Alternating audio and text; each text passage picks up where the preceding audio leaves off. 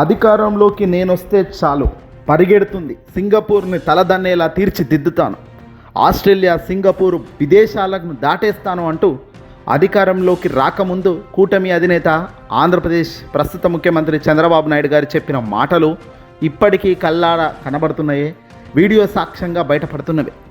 మరి కట్ చేస్తే ఇప్పుడు చంద్రబాబు నాయుడు గారే కదా ముఖ్యమంత్రిగా ఉన్నది, డిప్యూటీ సీఎం హోదాలో ఉన్న పవన్ కళ్యాణే కదా ఉన్నది, నారా లోకేష్ మంత్రిగానే కదా ఉన్నది. మరి అనుకున్నట్టే కూటమిగా జతగట్టడం, అధికారంలోకి రావడం అంతా చకాచకా ఈజీగా జరిగిపోయినప్పటికీ అధికారంలోకి వచ్చినప్పటి నుంచి అధికారంలో ఉన్న నాయకులు చేస్తున్న పనులు నిజంగా ఆశ్చర్యం.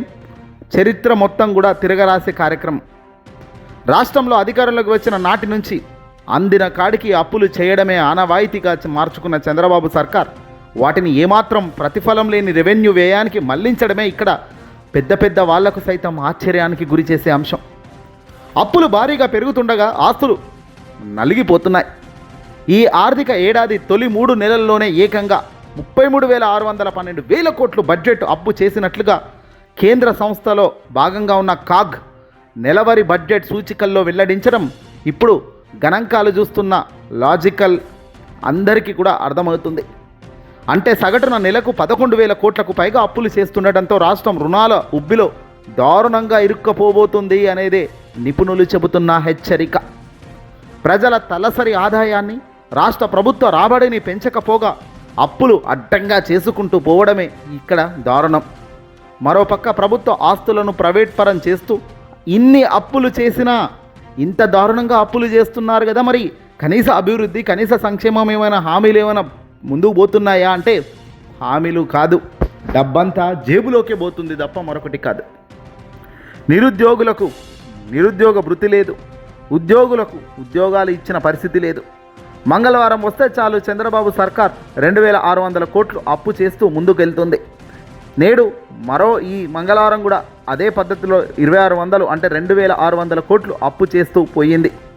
రాష్ట్ర ప్రభుత్వ సెక్యూరిటీలను వేలం వేయడం ద్వారా ఆర్బీఐ ఈ మొత్తాన్ని సమీకరించి రాష్ట్ర ప్రభుత్వానికి ఇచ్చింది. దీంతో బడ్జెట్ లోపల బడ్జెట్ బయట రాజధాని పేరుతో 2.5 ఏళ్లుగా దాదాపు 3,63,406 కోట్లు అప్పులు చేసింది. ఇందులో కాగ్ ఆర్బీఐ గణాంకాల మేరకు బడ్జెట్ అప్పులే 2,02,615 కోట్లుగా ముందుకు పోతుంటే వివిధ ప్రభుత్వ రంగ సంస్థల ద్వారా ప్రభుత్వ గ్యారంటీ ద్వారా చేసిన అప్పులు 1,13,404 కోట్లుగా పెరిగాయి. రాజధాని పేరుతో చేసిన అప్పులు 47,387 కోట్లుగా చేరాయి. ఇవి కాకుండా రోజు ఆర్బీఐ నుంచి చేయిబదుళ్ళు వడ్డీలతోనూ చంద్రబాబు పరిపాలన సాగుతోంది. చేయిబదుళ్లకు భారీ వడ్డీలను కూడా చెల్లించేందుకు ఏమాత్రం వెనకడుగు వేయని పరిస్థితి చంద్రబాబు 40 ఏళ్ల సీనియర్ రాజకీయ పరిస్థితి. ఇటీవల ఇవన్నీ కూడా కాగ్ నివేదిక వెల్లడించిన ఒక అద్భుతమైన అంశం. మరి ఇదే అంశం కేంద్రంలో ఉన్న ఎన్డీఏ సర్కార్, ఇదే భాగస్వామిగా ఉన్న ఎన్డీఏ సర్కార్కు తెలియదా? తెలుస్తున్నప్పటికీ వాళ్ళకు కావాల్సింది ఏమిటి? వాళ్ళ ప్రయోజనాలు. రాష్ట్రం అప్పులపాలవుతే రేపొద్దున అధికారంలోకి వచ్చే ముందు చంద్రబాబు చెప్పుకోవడానికి ఏమీ లేక చేతులెత్తి దండం పెట్టి పక్కకు జరగక తప్పదు. ఆ టైంలో మళ్ళీ అధికారంలోకి ఎవరైతే వస్తారో అధికారంలోకి వచ్చిన ఓడికే పెద్ద పరీక్ష ఈ ఆర్థిక సంక్షోభం. ఈ ఆర్థిక సంక్షోభాన్ని ఇలా సృష్టించింది చంద్రబాబు నాయుడు గారే.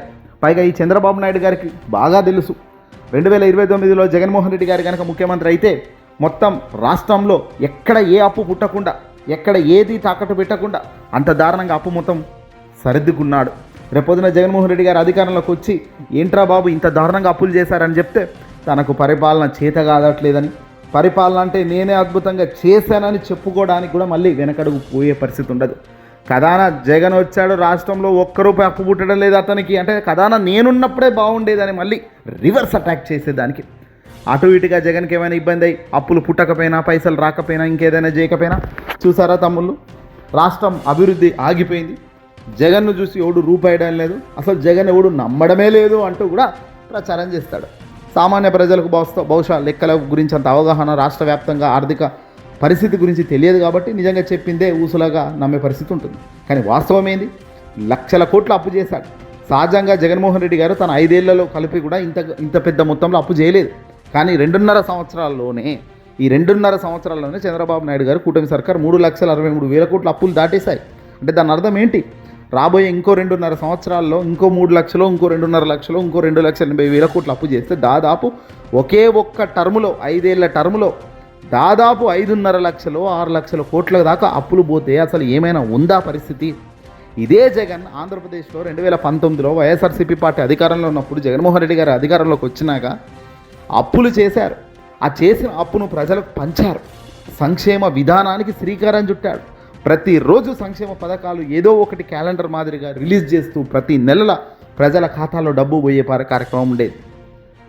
పేర్లు 100 పేర్లు పెట్టి 100 కార్యక్రమాలు పెట్టారా అనేది పక్కన పెట్టండి, కానీ అల్టిమేట్గా ప్రజల వద్దకు డబ్బు పోయింది. ఎంత డబ్బు పోయిందయ్యా 5 ఏళ్లలో జగన్ హయాంలో అంటే దాదాపు 2,75,000 కోట్లు పనిచేశారు. కానీ ఇప్పుడు వెరాజ్ మరి పోనీ అప్పులు ఎంత చేశారయ్యా అంటే పెద్ద మొత్తంలో అప్పు ఏం చేయకుండా గణాంకాలకు లోబడే, అంటే అప్పు ఎంత చేయాలో అంతకు మించి కాకుండా అంత లోబడే ఏదైనా గవర్నమెంట్ ఉదాహరణకు 1 కోటి రూపాయలు లోన్ తీసుకొని ఒక ఇల్లు కట్టుకుందామని ఎవడైనా సామాన్యుడు బ్యాంకులోకి పోతే నీ ఆదాయం 1 లక్ష రూపాయలు నెలకు ఉంది కాబట్టి నీకు ఒక 50 లక్షల రూపాయలు 60 లక్షల రూపాయల దాకా నీకు లోన్ ఇస్తాము, మిగతా 50 లక్షలు 40 లక్షలు నువ్వు కట్టుకోవాల్సిన పరిస్థితి ఉంటుందని బ్యాంకు కూడా ఎలాగైతే చెబుతాడో అదే మాదిరిగా జగన్మోహన్ రెడ్డి గారు కూడా రాష్ట్రానికి సంబంధించిన అప్పులు తీసుకోవాల్సిన లెక్కల ఆధారంగా కేంద్ర గైడ్లైన్స్లోనే ఆయన అప్పులు చేశారు తప్ప ఆ లైన్లు దాటి విచ్చలవిడి అప్పులు చేయలేదు ఈరోజు మాదిరిగా. అదే జగన్మోహన్ రెడ్డి గారు అప్పులు చేసింది కేవలం 5 ఏళ్లలో 2.5 లక్షల నుంచి 2,80,000 కోట్లు 3 లక్షల కోట్లకు మించలేదు అప్పులు 5 ఏళ్లలో. కానీ ఈరోజు 2.5 సంవత్సరాలు గడవక ముందే, ఇంకా 2.5 సంవత్సరాల మధ్యకు రాకముందే, కరెక్ట్గా మాట్లాడితే 2 సంవత్సరాల నర కూడా కాలేదు, 2.5 సంవత్సరాలు కాకముందే 3,63,000 కోట్లు అంటే దాదాపుగా 4 లక్షలకు దగ్గరగా. ఏంది ఇది? డబల్ దెన్ వైఎస్ఆర్సీపీ పార్టీ 5 ఏళ్లలో చేసింది 2.5 ఏళ్లలోనే చంద్రబాబు తన అప్పులు ఆ స్థాయికి తీసుకుపోయాడు. రాబోయే మరో 2.5 సంవత్సరాలు ఎన్నికల సమయం వచ్చేసరికి ఇంకా విచ్చలవిడిగా అప్పు చేయడా, పంచడానికి కానీ ఇంకో దానికి. మరి ఇవన్నీ అప్పులు కట్టేదేవుడు మోసేదేవుడు అంటే ప్రజలే. మరి అల్టిమేట్గా బఫూన్ అవుతుంది దేవుడు. ఈరోజు ప్రజలను బఫూన్ చేస్తున్నారు. మమ్మల్ని గెలిపించినందుకు మీరు పడండ్రా ఇబ్బంది అన్నట్టు సాగుతుంది. పైగా లా అండ్ ఆర్డర్ పూర్తిగా అటర్ ఫ్లాప్, మంచి కార్యక్రమం లేదు. ఎంతసేపు ప్రతిపక్షాలను ఇరుగున పెట్టే ప్రయత్నమే. ప్రతిపక్షం ఏదైనా ప్రశ్నిస్తే లెక్కలతో సమాధానం చెప్పి దాన్ని తుడిచిపెట్టేదానికి కూడా ఒక్క అడుగు కూడా వేయని ప్రభుత్వంగా కూటమి ఈరోజు చరిత్రలో నిలబడుతూ పోతుంది. ఏదేమైనప్పటికీ కూడా తాజా పరిణామాలు గమనిస్తున్న సెంట్రల్ ఎన్డీఏ మోడీ సర్కార్ కూడా చాలా గుర్రుగా బ్యాక్గ్రౌండ్లో ఉన్నప్పటికీ తెర వెనుక వాళ్ళు కూడా కూటమిలో భాగస్వామ్యంలో ఉన్నారు కాబట్టి వాళ్ళు ఏం పెద్దగా మాట్లాడరు. అవసరం వచ్చినప్పుడు వాళ్ళు కూడా ఈ పార్టీకి కూటమికి గుడ్ బై చెప్పి పక్క పార్టీ ఏ పార్టీ అయితే ఆనాడు ప్రజాదరణ పొందేదానికి సిద్ధంగా ఉందో అదే పార్టీ వైపు బీజేపీ అడుగులు వేస్తుంది. అంతే తప్ప బీజేపీకి చంద్రబాబును సరిదిద్దాలి, చంద్రబాబుకు సంబంధించి రాష్ట్రంలో ఇంకేదో జరుగుతుంది అనే దానికి అంత లోతుగా బీజేపీ ఎప్పుడు ఏ రాష్ట్రంలోకి పోదు. ఆయా సమయంలో వాళ్ళకు యూజ్ అయ్యే నాయకుడు ఎటువైపు ఉంటే అటువైపు వెళ్ళి అటువైపు గెలుపోటములు చూసుకుంటూ ముందుకెళ్లే తత్వంతోనే ముందుకు పోతారు.